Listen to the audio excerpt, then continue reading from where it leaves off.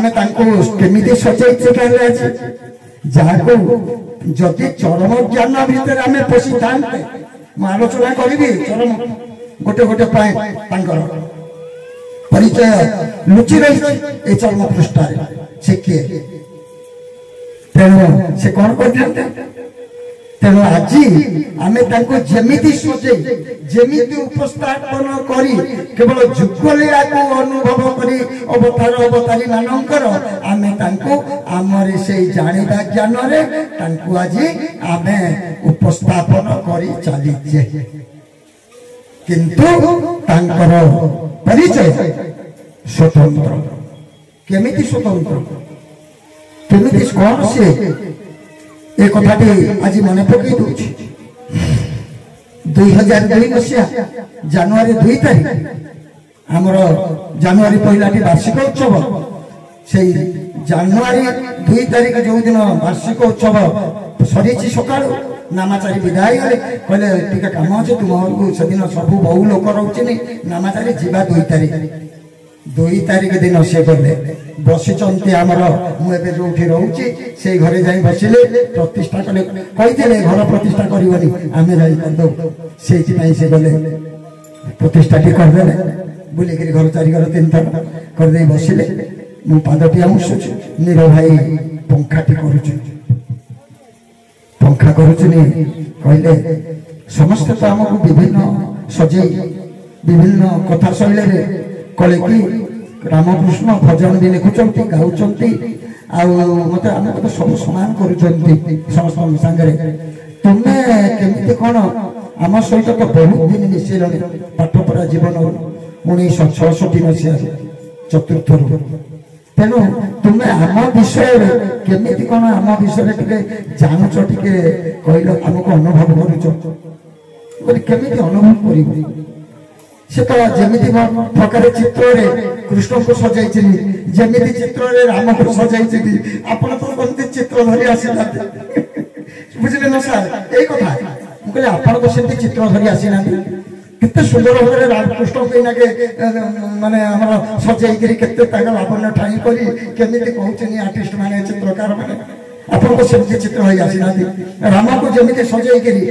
बर्तमान कर चित्रकार आपन तो सेमती चित्र हो आसीना केमती जो कहले कौट जाऊँगी तो पिता रिक्त हस्त आसी तेणु हाथ में करपल्लव शोभा पाँच एक मात्र चरम अच्छा चरम कौन देचे से कौन कहले आम आगामी जुग भाई रिक्त हस्त आसीचु आगामी जुग भाई आम गदाधर बेणुपाणी ये नाम धरी आसनु आम आम आसी कौन सत्य शांति दया क्षमा सत्य शांति दया क्षमा ये कौन दृश्यमान ये देखा सत्यटा केमिति शांतिटा केमिति दया केमिति क्षमा केमिति ये कौन दृश्यमान तेणु जा आसीला अदृश्य शक्ति से माने आनी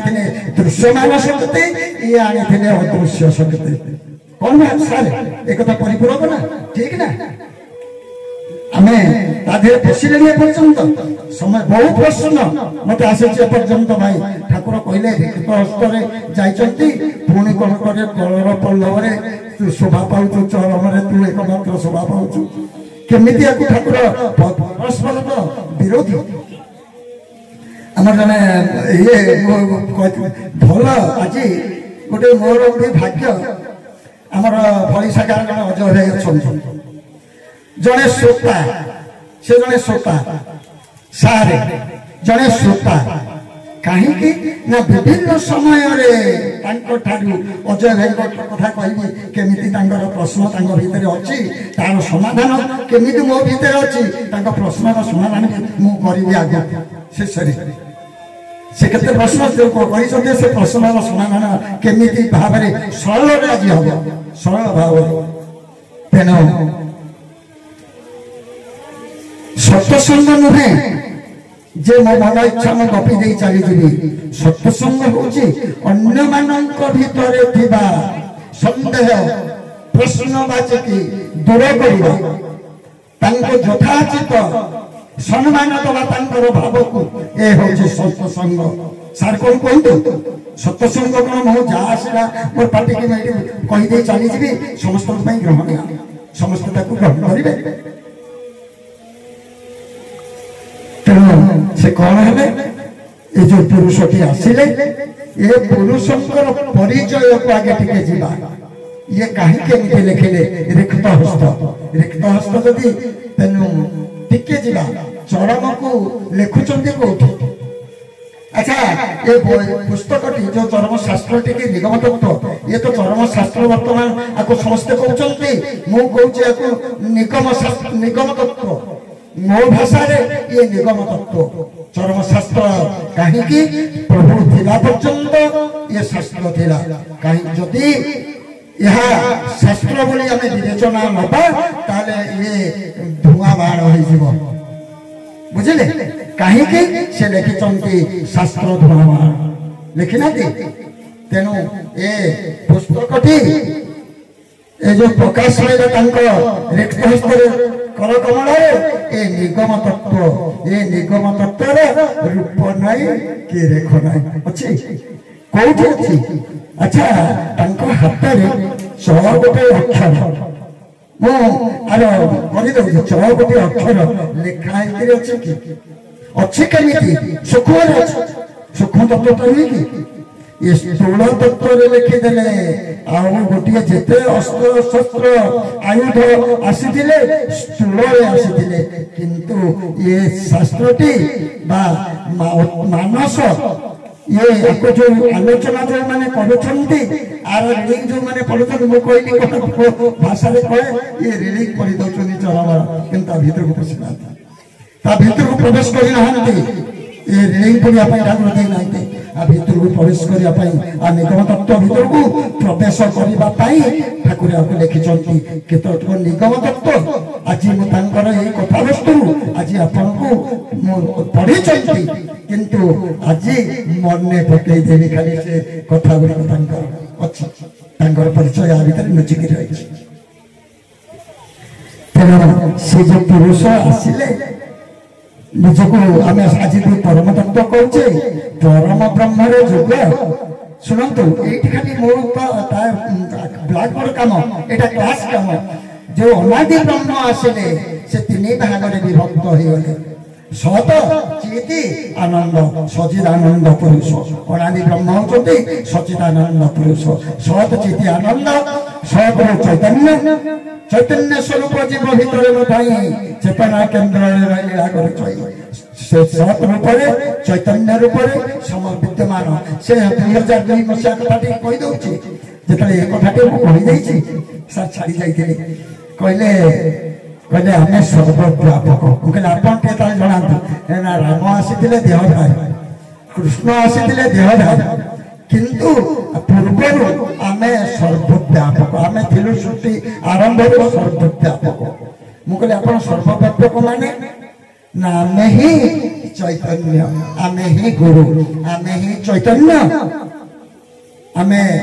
चैतन्य स्वरूप जीव भीतर नई चेतना केन्द्र रही लीला कर लिखिं चैतन्य स्वरूप जीव चेतना रही निज तथ्य मान निजे प्रसार कर आज जिते तथ्य सृष्टि की आसी सब यही मनीषर चेतना केन्द्र नुहे चेतना केन्द्र सब तथ्य आसी ना आम जहाँ आसूँ सब बड़े चेतना केन्द्र से कथा टी आगे गले आगे भल कर बुझेगा ये कथा टी तेणु से दिन कहले आम ही चैतन्य आम ही गुरु जिते बड़े प्रकट हो गुरु आम ही अप्रकट चैतन्य मुझे आप जी आसीले ना आम सृष्टि आरंभ के आसी नु आसवा प्रथम कहले आम आसवा प्रथम निजे निजे आसवा आम प्रथम गुरु अंग धरी गुरु तनु धरी नर अंगटी कहले जो अंगटी की आज देखुच से अंगटी आमर नर अंगटी यही अंग यही रूप यही शरीर यही लावण्य मोर अव्यक्त अच्छी बुझे तेणु से पुरुष आसी मन पकांतु आज ये चरमर बाणीकी टिके मन पकई दौची चरम तू विश्ववासी के कहीदे आज तांकर जुग जुगर आराध्य ठाकुर जुग जुगर आराध्य ठाकुर जे जुग जुग धरी भितरे चैतन्य स्वरूप बा चेतना केन्द्र में आसी सत रूप से आज नरतन धरी से कहले विश्ववासी की कहीदे से आज नरतन धरी अति निकटरे से केवे धरा दे नथिले आज धरा देदेले आज सी धरा देइछन्ति आमे तांको धरिबार क्षमता नहीं आज से पुरुष आसी धरा देइछन्ति आम पाखरे तेणु जुग जुग आराध्य ठाकुर आज नरतनु रे जे आराध्य तो भितर सब बेले थिले निरक्त हरे से आज आज प्रकट है आज धरा देइछन्ति चैतन्य पुरुष आज गुरु भाव गुरु तनु रे नर अंगरे तेणु ए समय बीती गले खोजी खोजी पाइबे नहीं ये निगम संदेश तू टिके विश्ववासी के कही दे रे चरम के कहले ये ठाकुर जे आसबेनी के ये पर्यंत कहूचनी से कहले आमे एते दूर को निकटरू चली जेबू तू खोजी खोजी हमको पाइबे कौन कहले पुणी कौन कहले चरम जे तू आज जो पार्थिक वस्तु को निजर करिछु चरम से कौन तोर थिला ना वर्तमान अच्छी ना भविष्य तो पाखे थी किंतु तोर पिता थिले टिके धरतु न धरले ये तो मु बकी दे माने रंगरस कर चली उद्देश्य नुहे मुझे मोर प्रभु प्रतिष्ठा करने समस्त भितर किसी जो प्रतिष्ठा जो उपस्थापन करवा कि जानतु समस्त मो प्रभु विषय ये किए पुरुष आसी तेणु भविष्य तो पाखे थे तेणु किए थे किए आम भर किए आसी से सतरे अंशटी चैतन्य चैतन्य स्वरूप से विद्यमान अनादि अंश अनादि होती पूर्ण पुरुष सत चित आनंद सचिदानंद पुरुष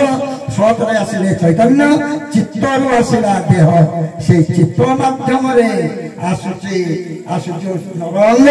नरतनु आम समस्ते पाइचे से चित्त अनुसार चेतन अचेतन चेतन आसिले रामकृष्ण नृसिंह वामन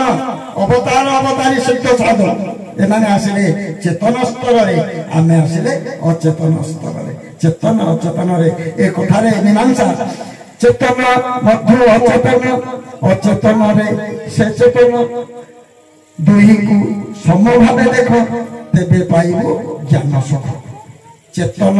रती शक्ति अचेतन रती शक्ति जो आज नरअंग से तो चेतन थे चैतन्य स्वरूप कहीं आज नरअंग धरिले कहीं नरतन धरिले चेतन आम धरी पारे ना न धरी पारू सी आज स्थूल नरतन धरी आसी धरा दे ये हूँ अंतर्निहित कथा मिशी जी जानी से जी ज्ञान आ भितर चिन्हबार जानवर से मात्र प्रकाश करुच्ची ऊर्धरे केते अनंत ज्ञान भितर अच्छी गला गला जानवर ज्ञान सब मो पाखे ना मोरी चिंता चेतना को नहीं मोरी प्रज्ञा को नहीं जी धरब से तेणु से कौन कहले आराध्य ठाकुर जुग जुगर आराध्य ठाकुर से आराध्य ठाकुर से आसी नथिले जुग जुगर आराध्य कृष्ण आसी गोटे जुगर ठाकुर राम आसी गोटे जुगर ठाकुर अच्छा मत कहले सार सहित कृष्ण रामंकर लीला जिते आज आम कर ठाकुर लीला आज प्रभुपाद गुरुस्वामी लीला आम कह अच्छा लीलाटी कौन दृश्यमान लीलाटी कौन दृश्यमान कृष्ण आसी कृष्णकर लीला चली ଯେତେବେଳେ ଆସନ୍ତି ପୁରୁଷ ବା ଯୁବ ପୁରୁଷ ଅବତାରୀ ତାଙ୍କର ଲୀଳା ପରବର୍ତ୍ତୀ ସମୟରେ ଠାକୁର କହିଲେ ଗୁରୁସନ୍ତରେ ଆମ ଲୀଳା ବର୍ତ୍ତମାନ ପ୍ରକାଶ ପାଇବନି, ଆଗାମୀ ଯୁଗରେ ଆମର ଲୀଳା ତୁମେ ଆମକୁ ଜାଣିବାକୁ ହେଲେ ଆଗାମୀ ଯୁଗରେ ଯୋଉମାନେ ଆସିବେ ସତ୍ୟ ଯୁଗର ମଣିଷ ମାନେ ସେଇମାନେ ହିଁ ଆମକୁ ଜାଣିବେ। ବର୍ତ୍ତମାନ ତୁମେ ଆମର ସମସ୍ତ ଲୀଳାକୁ ଚରମର ଗୋଟେ ଲୀଳା ନା, ଏ ଚରମ ଗୋଟେ ଲୀଳା ନା ତାଙ୍କର ମହାନ ଲୀଳା। ଏ ଲୀଳାକୁ ଆମେ ଧଇଲେଣି ଆମେ କଣ କୋଉଠି ଚଣ୍ଡୀ ହେଲେ କୋଉଠି ରାମ ହେଲେ କୋଉଠି କୃଷ୍ଣ ହେଲେ ତାକୁ ସେ ଲୀଳାକୁ ଆମେ ଶୁଣୁଛେ, ବର୍ତ୍ତମାନ ଜାଣୁଛେ, ତାକୁ କହୁଛେ। ତାଙ୍କ ଲୀଳା କଣ? ତାଙ୍କ ଲୀଳା ବା ହେଇ ଏଇଥିରେ ବା ତାଙ୍କ ଲୀଳା ଆବଦ୍ଧ ହେଇକିରି ଅଛି 50 ନମ୍ବର ଯାକେ ଚରମରେ 50 ଖଣ୍ଡେ ପୁସ୍ତକରେ ତାଙ୍କ ଲୀଳା ଆବଦ୍ଧ। ସେ ଲୀଳା ପ୍ରକାଶ ପାଇବ ସତ୍ୟ ଯୁଗରେ, ସେଇମାନେ ହିଁ ଚରମର ସମସ୍ତ ଶବ୍ଦକୁ, ଚରମର ବାକ୍ୟକୁ, ଚରମର ଲେଖାକୁ ସେଇମାନେ ପ୍ରାଧାନ୍ୟ ଦେଇ ପ୍ରକୃତ ବୁଝିବେ। ଆସିକିରି ସ୍ରଷ୍ଟା ପୁରୁଷ ସୃଷ୍ଟି ଯାଠାରୁ ଆସିଛି, ଯେ ସୃଷ୍ଟିର ମୂଳାଧାର ସେ ଆସିକି କଳିଯୁଗରେ ଲୀଳା କରି ଖସି ଯାଇଛି। ବର୍ତ୍ତମାନ ତାଙ୍କ ଲୀଳାକୁ ଧରିବା ଅସମ୍ଭବ କ୍ରିୟା। କାହିଁକି? ସ୍ଥୂଳରେ ସେ କିଛି କରିଛନ୍ତି, ମିଶି ମଚିନି କିଛି ସେ ଅଦ୍ଭୁତ କଥା ଦେଖେଇଛିନି। ମତେ କହିଲେ ଦେଖେଇଛି ନାହିଁ ପ୍ରଭୁ, ଦେଖେଇଛି ଦେଖେଇ ନାହାନ୍ତି, କିନ୍ତୁ ହେଇଛି, ଯୋଉଟା ହେଇଛି ଆପଣଙ୍କ ସାଙ୍ଗରେ ହେଇଛି, ସେ ଆପଣଙ୍କ ସାଙ୍ଗରେ ଆବଦ୍ଧ। ସେ ଲୀଳାଟି ସୀମିତ ଆପଣଙ୍କ ଭିତରେ, ତାଙ୍କ ଭିତରେ, ଆପଣଙ୍କ ପାଇଁ ନୁହେଁ, ତାଙ୍କ ପାଇଁ ନୁହେଁ, ତାଙ୍କ ପାଇଁ ନୁହେଁ, କେବଳ ଯାହା ସାଙ୍ଗରେ ହେଇଛି